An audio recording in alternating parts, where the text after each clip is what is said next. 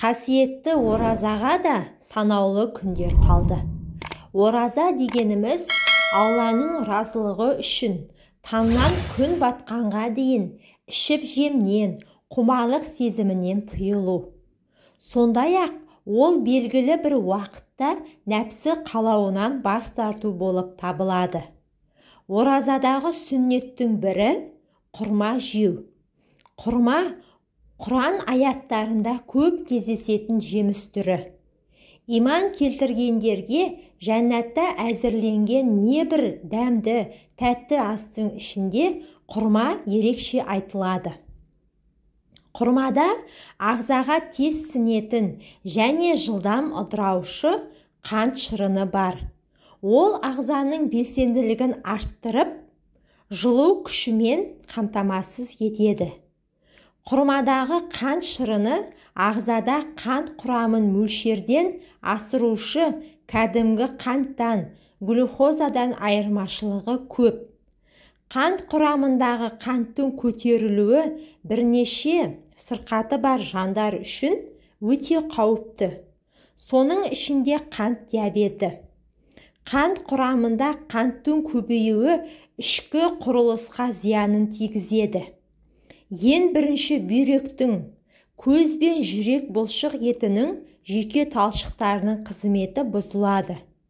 Қанттың көбеюі нәтижесінде көру қабілетінен айырылуға, мүшелердің жансыздануына, бүйрек безі, қант диабетіне апаруы мүмкін. Құрмада кездесетін кальций мен фосфат қанқа мен тірек қимыл жүйесін дұрыс қалыптастыруға бірден бір сеп.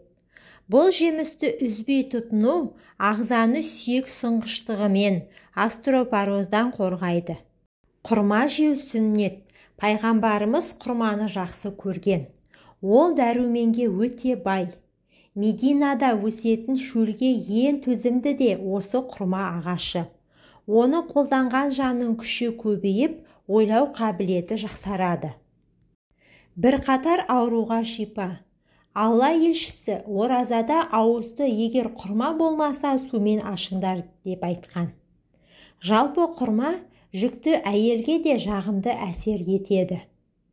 Ғалымдар құрманың әйел босанар кездегі пайдасы мен аяғы ауыр ана мен құрсақтағы сәбиге де шипалы екендігін анықтаған. Құрма протеин, май, көмір суын үшеуін қатар қамтитын бірден бір жеміс. Жас құрма теріге оң ықпал етеді. Жүктілік пен күнге күйеуден түскен дақтарды кетіреді. Құрамындағы темір қан аздыққа пайдалы. В1, В2 дәрумендерінің қатар кездесуі бауырды сауықтырады. Тамақ ауруына жөтелге пайдалы. Қатерлі ісіктен, рактан сақтайды. Жүрек қан тамырларына таптырмайтын ем. Құрамындағы фосфор мен кальцийдің молдығы сүйек ауруларынан қорғайды. Жүйке жүйесінің шаршауын басады. Мидың жұмыс істеу қабілетін күшейтеді. Ас қорытуға пайдалы. Тойымдылық қасиеті өте жоғары. Зерттеуші Деусон бір құрма мен бір кесе сүттің адамға қажетті бір күндік калорияға тең екендігін айтқан. Жас құрманың бойында 60-65%, кепкен құрмада 75-80% қант болғанына қарамастан адамды семіртпейді. Жеңіл босануға септігін тигізеді. Босанған әйелдердің әлсіреген денесін нығайтып, сергектігін арттырады. Сүт гормондарын қозғау арқылы нәрестеге сүт көп шығуына оң ықпал жасайды. Алла тағаланың Хазірет Мәриямға құрма жеуге бұйрық беруінің астарында хикмет осы болса керек. Израильда жүргізілген зерттеуде құрма мен алма салыстырылған. Нәтижесінде алмаға қарағанда құрманың дәруменнің көптігін дәлелдеген. Бұған қоса Мехмет Алтанның шөлден жеткен шипалы құрма атты құрманың қасиеттері зерттеген еңбегінде Құрма дәнінің де дәруменге бай екендігі, сол себепті оны бір уақытта сорып жүргеннің адамға пайдалы екендігі жазылған.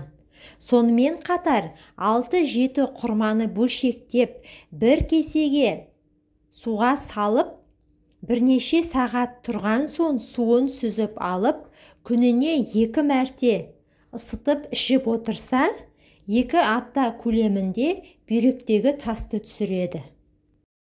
Құрманың өзге жеміс-жидек секілді адам ағзасына пайдасы көп. Оны жеген де арманда, жемеген де арманда. Рамазан айында ораза тұтып, өзін жат әдеттен тыйған жандардың әдетте оразасын құрмамен ашқаны дұрыс. Өйткені құрма 100 түрлі дертпен, 1000 түрлі ауруға бірден-бір ем. Назарларыңызға рахмет. Менің арнама тіркеліп, видеоға лайк басып кетуді ұмытпаңыздар, пайдаларыңызға жарасын.